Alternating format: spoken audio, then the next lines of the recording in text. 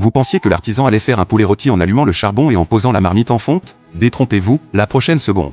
Il jette dedans de l'aluminium usagé et des capsules en aluminium. Le tout en vrac. Et hop, c'est parti pour le recyclage de l'aluminium de récupération.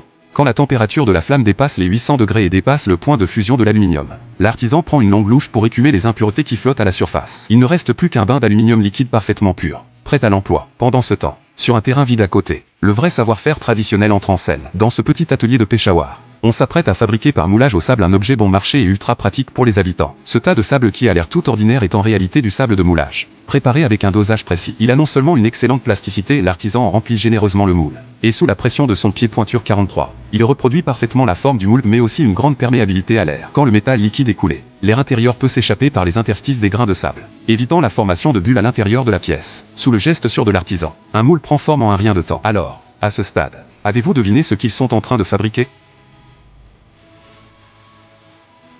Une fois les moules de sable assemblés, la vraie fabrication commence. L'artisan prélève des louches d'aluminium fondué, en parfaite coordination, le coule délicatement dans les moules. Le métal liquide, d'une grande fluidité, remplit rapidement chaque recoin de la cavité sans laisser la moindre faille. Après refroidissement et prise du métal, on ouvre les moules, et voilà des marmites en aluminium déjà formées. La surface porte encore les traces rugueuses de la coulée, mais les contours sont parfaitement nets.